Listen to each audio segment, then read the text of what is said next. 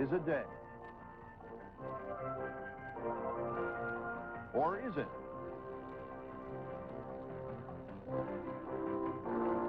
The Sabbath is a day marked by God and marred by controversy. Did you know that Christ and the apostles kept a different Sabbath than is generally observed today? That Sunday keeping began amid strong controversy centuries after the death of Christ?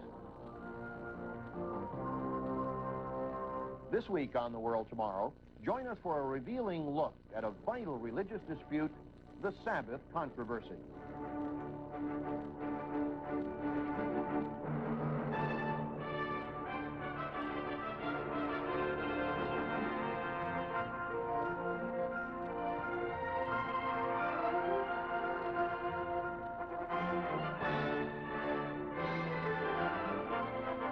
This week on The World Tomorrow, Richard Ames.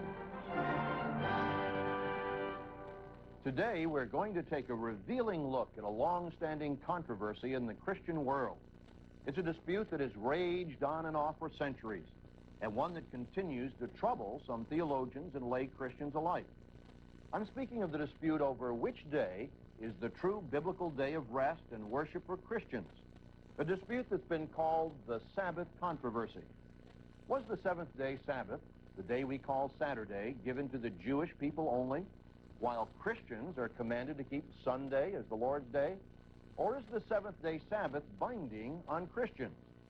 Does it make any difference which day we observe, or whether we keep a day of rest at all? Relatively few people today realize that the Sabbath versus Sunday controversy was a burning issue during the first 4 centuries of the Christian era, and at various times in later centuries as well. Strange as it may seem in our modern world, some men and women of the past literally placed their lives on the line over this issue. They were willing to die rather than abandon the day they felt God commanded them to keep. That should cause us to stop and think. Maybe this question is more important than we realize. The concept of a day of rest has its roots in early antiquity, long before the birth of Christianity. Since ancient times, civilizations have set aside special days for rest and rejuvenation, days on which work was forbidden and religious worship encouraged. But they've differed widely as to which day or days should be dedicated for that purpose. In the ancient world of the Near East, a special word was used to designate a day of rest. It was the word Sabbath, which literally means rest or repose, cessation from work. Archaeologists have found a form of the word Sabbath on the cuneiform tablets of the early Babylonians. The ancient tribes of Israel called it Shabbat, the seventh day of the week, a day to cease or desist from labor, as required by one of the 10 Commandments. Even in this modern era, Jews continue to observe the seventh day of the week as their Sabbath day. From Friday evening to Saturday evening, they pause for physical rest and spiritual rejuvenation. The Islamic world has also appreciated the need for a special day for worship. Muslims have long observed Friday as their day of public prayer. And many of you watching today live in parts of the world where Sunday, the first day of the week, has traditionally been set aside as a time for rest and worship. Many of us would probably agree that a day of rest and reflection, a day off each week from the normal routine, sounds like a good idea.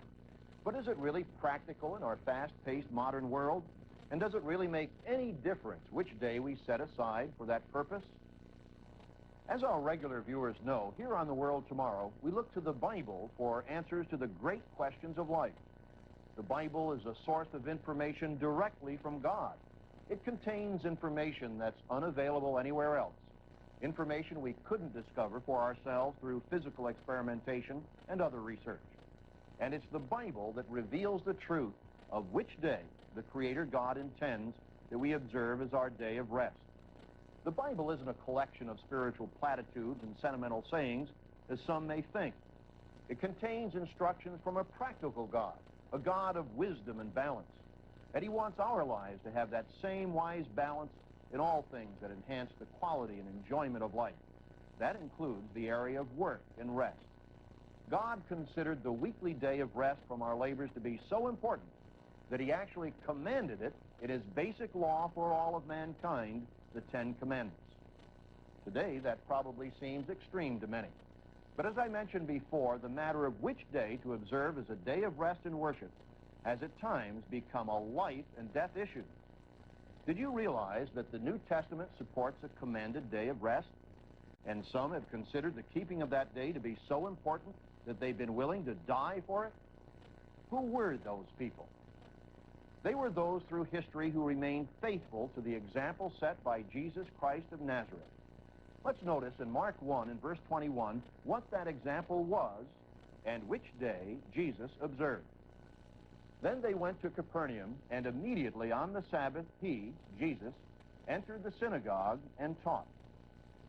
Jesus' practice was to observe the same day as the Jews, the seventh day of the week, or Saturday. I've stood in Capernaum by the Sea of Galilee, the city in which Jesus taught on the Sabbath day. On the site where Jesus preached are today the excavated ruins of an ancient synagogue.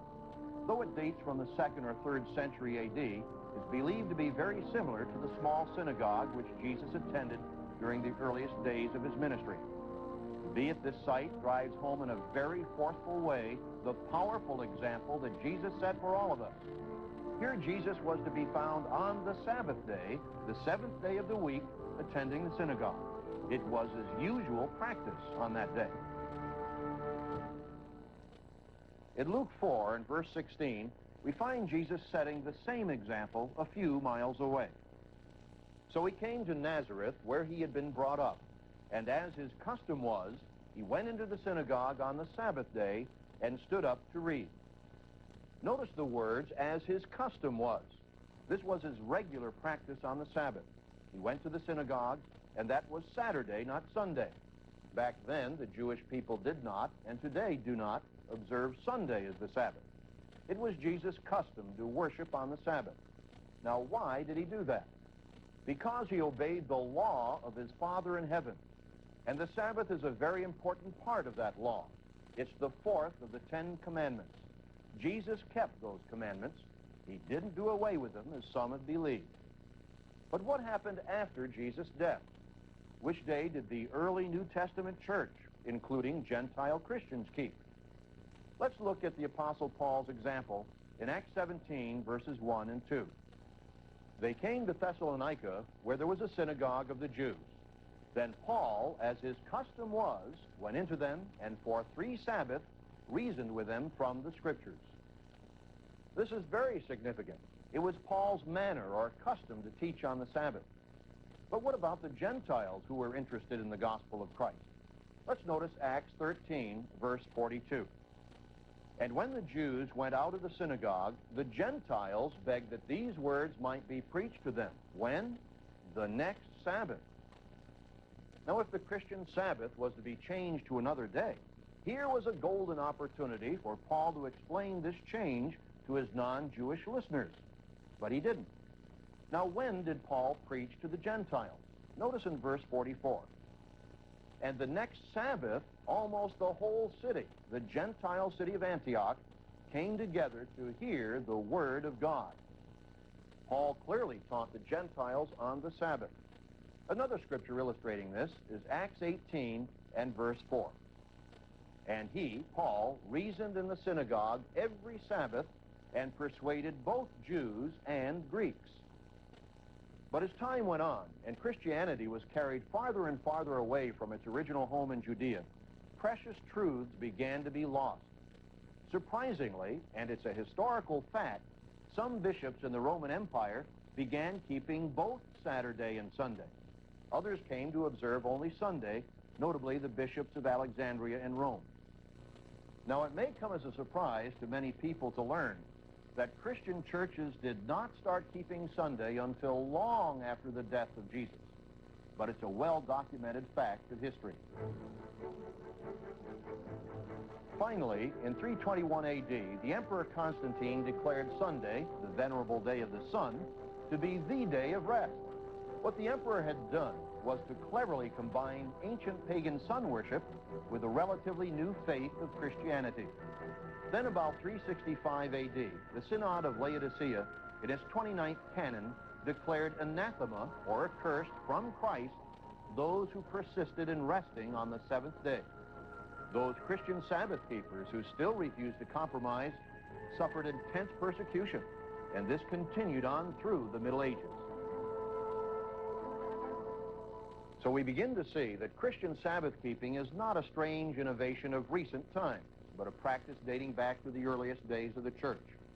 Church history abounds with accounts of Christian Sabbath keepers through the centuries. And to this day, tens of thousands of Christians in America and around the world continue to keep the seventh-day Sabbath. But why? Why Saturday rather than Sunday, the day most Christians observe?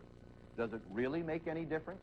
Does God care which day we keep holy, as long as we keep one holy? What does the Bible say? To help you understand this controversial subject more fully, we've prepared for you this free booklet entitled, Which Day is the Christian Sabbath? This booklet gives you an in-depth analysis about the Sabbath question. The first chapter answers the often asked question, isn't it just the principle that matters, one day in seven, regardless of which day we choose?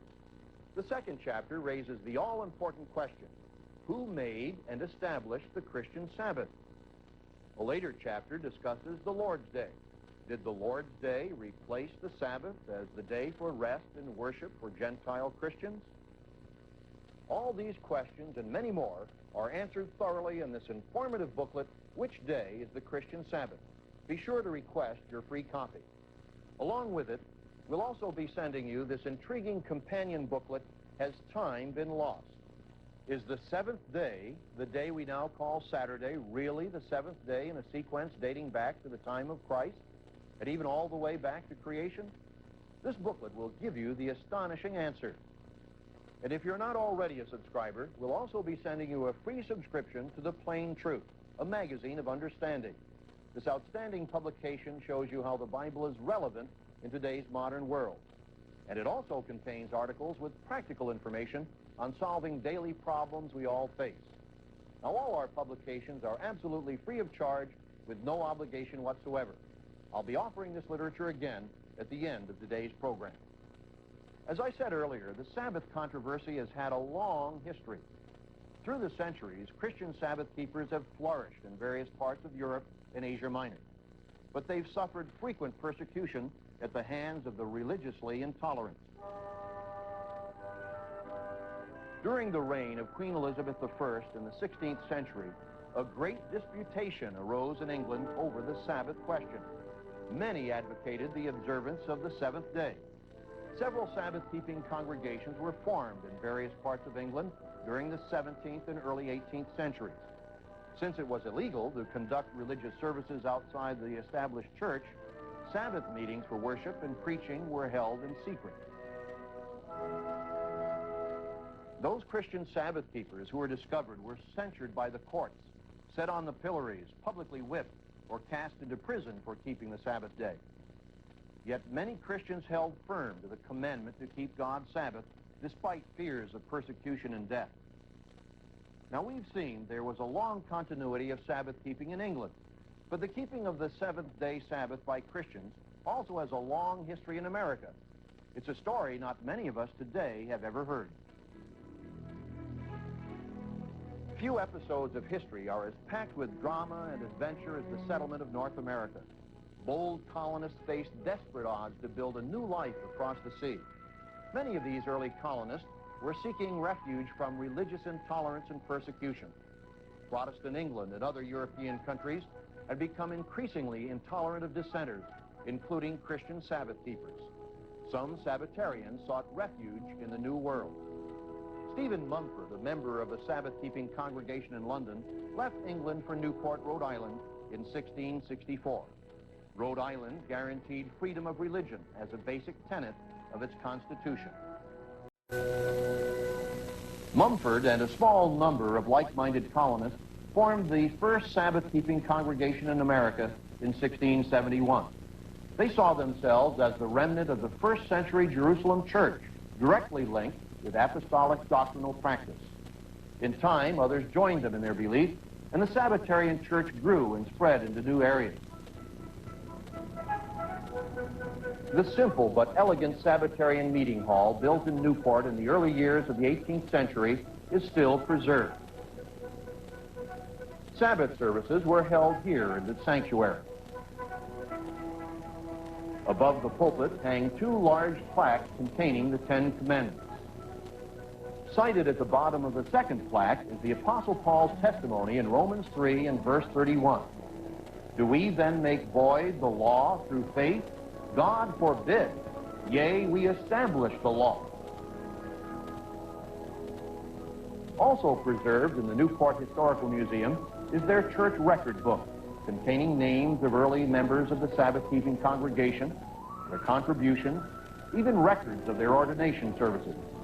In its pages, the church is described as keeping the commandments of God and the faith of Jesus, and in particular, the Lord's seventh-day Sabbath. These colonists understood the Sabbath was not just part of a ceremonial or ritualistic Old Testament tradition, as some today would like to believe. Now, it's true, the Sabbath was part of God's instruction to the children of Israel under Moses. They were told in Exodus 20 and verse 8, remember the Sabbath day to keep it holy. But did you know that the Sabbath was instituted long before Moses? That's why the Israelites were told to remember it. But how long before? In Genesis chapter 2, we find this in verse 2. And on the seventh day, God ended his work which he had done, and he rested on the seventh day from all his work which he had done. Interestingly, the word in Hebrew for seven has the same root as the word for Sabbath. They're one and the same thing. Day 7 is the Sabbath. And even today, many modern languages still preserve the connection between the seventh day of the week, Saturday, and the word Sabbath. For example, in Spanish, the word for Saturday is Sabado. In Italian, it's Sabato. In Arabic, it's Sab. Notice next that God put his presence into the seventh day. In Genesis 2, in verse 3, we read, Then God blessed the seventh day and sanctified it, because in it he rested from all his work which God had created and made. To sanctify something means to make it holy, to set it apart for a holy use. And only God can do that. Man cannot make anything holy, and certainly not any span of time. So we must now ask, on what authority have some Christians changed the Sabbath to Sunday? We've seen that Jesus kept the Sabbath. The early New Testament church kept it, including Gentile converts. Yet millions of professing Christians today believe Sunday, the first day of the week, is the day of commanded worship and rest. How did this change come about? Did the Bible authorize a change from Saturday to Sunday? Well, it's a very interesting story.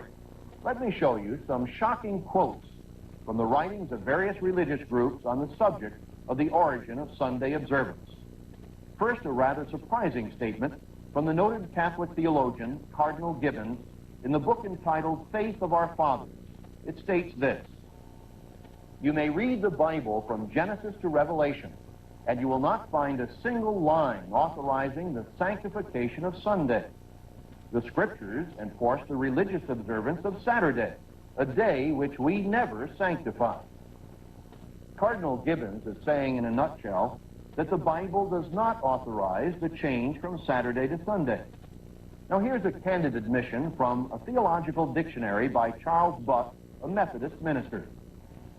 Sabbath in the Hebrew language signifies rest and is the seventh day of the week.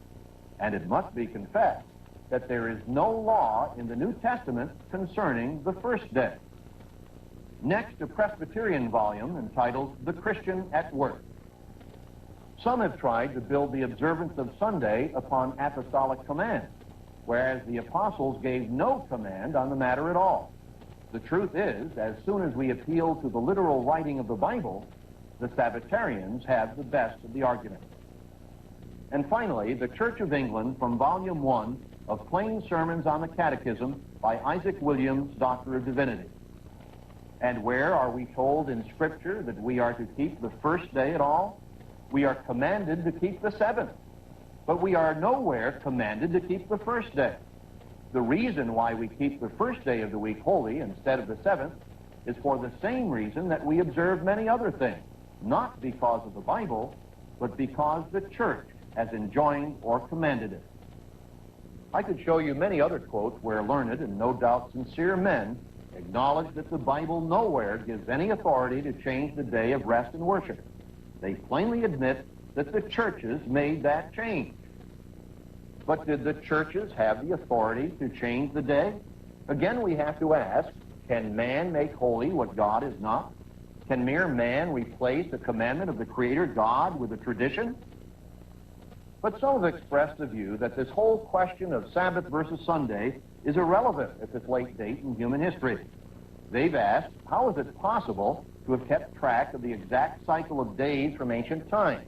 How do we know that the seventh day of the week, the day we call Saturday, is actually the seventh in a sequence dating back to the days of Jesus, or even to the creation of man? Hasn't the calendar been changed so much that you can't figure out which is the seventh day anymore? Well, obviously, Jesus knew which was the seventh day. He would not have kept the wrong day. And of course, most all biblical scholars admit that Jesus observed the seventh-day Sabbath Saturday. But that was nearly 2,000 years ago. And there have been some modifications in the calendar since that time. At the time of Jesus, the Roman world used a calendar similar to the one we use today, but it wasn't accurate. It made the year a few minutes too long, and so over hundreds of years, the error was compounded. In the Middle Ages, it was realized that the calendar had drifted about 10 days away from the actual season. Pope Gregory XIII instituted a reform that would synchronize the calendar with Earth's annual orbit around the sun.